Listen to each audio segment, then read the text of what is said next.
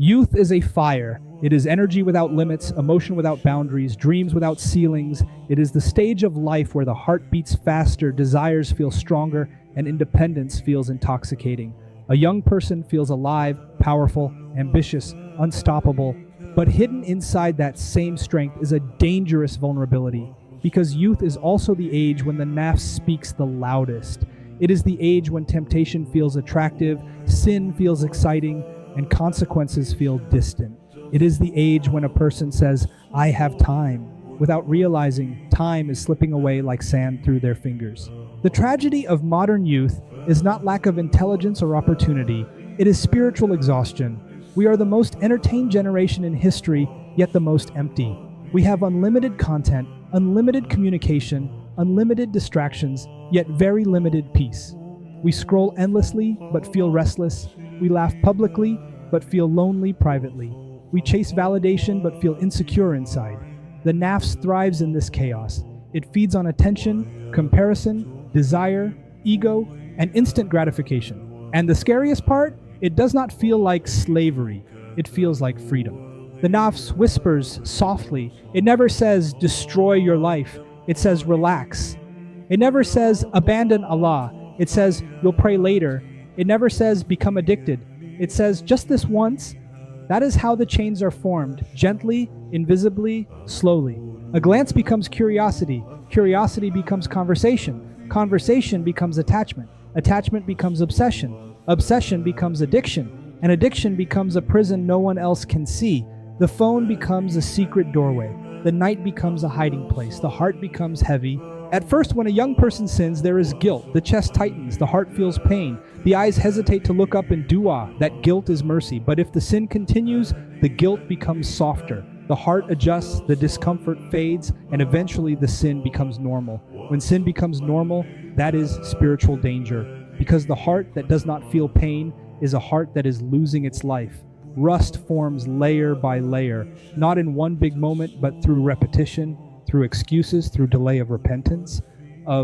Today's youth are fighting battles previous generations never imagined. Temptation is not outside the house, it is in the pocket, it is on the screen, it is in private messages, it is in filtered images, it is in unrealistic lifestyles constantly displayed. Social media has created a culture of comparison. You compare your face, your body, your wealth, your relationships, your success. And comparison feeds insecurity. Insecurity feeds desire, desire feeds sin, and sin feeds more insecurity. It is a cycle that strengthens the Nafs and weakens the soul. The Nafs promises happiness but delivers emptiness. After the excitement of sin, there is silence. After the thrill, there is regret. After the secret, there is shame. Many young people live double lives, one for the public, one for the night. They look confident outside but are collapsing inside. They feel unworthy to raise their hands in prayer. They feel distant from the Quran. They avoid reminders because reminders hurt, not because they hate Allah, but because they are ashamed. Understand this deeply. Shame that brings you back to Allah is healthy. Shame that pushes you away from Allah is from Shaytan. The Nafs convinces you to sin, then convinces you that you are too dirty to return.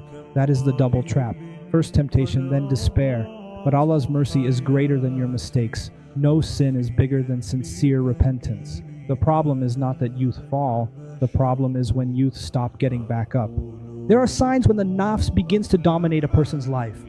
Salah becomes heavy. Fajr feels impossible. The Quran feels boring. Advice feels annoying. You justify your actions instead of correcting them.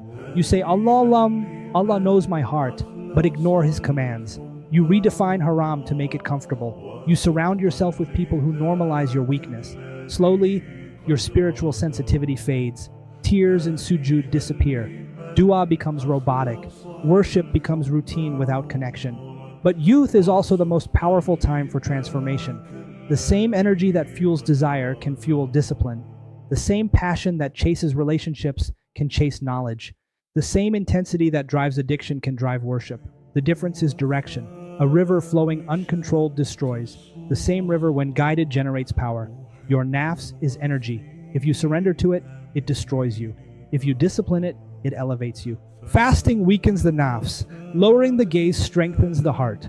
Waking up for tahajjud humbles the ego. Giving charity secretly purifies intention. Surrounding yourself with righteous friends protects your environment. Changing your digital habits protects your mind. Every small act of resistance builds spiritual muscle. Every time you say no to yourself for the sake of Allah, you grow stronger. The world may not see your struggle, your friends may not know what you are fighting, but Allah sees every silent victory. Think about the day of judgment. Think about standing alone. No filters, no followers, no distractions, only deeds. The pleasures that once felt overwhelming will look small. The temptations that once felt irresistible will look temporary, and the moments you resisted will shine like mountains.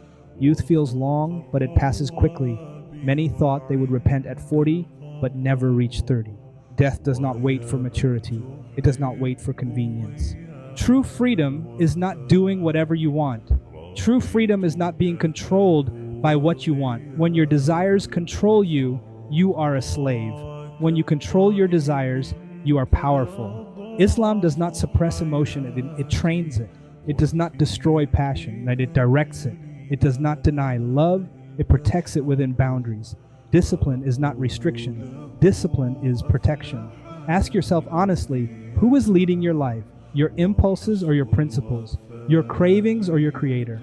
The war with the Nafs is daily, sometimes hourly, sometimes minute by minute, but every struggle is meaningful. Even if you fall, get up. Even if you fail, repent. Even if you feel weak, continue fighting, because the one who keeps returning to Allah is not defeated.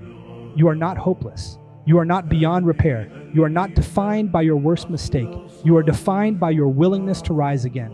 Youth is temporary. Beauty fades. Trends change. Platforms disappear. But your soul remains. Your accountability remains. Your akhirah remains. So choose wisely.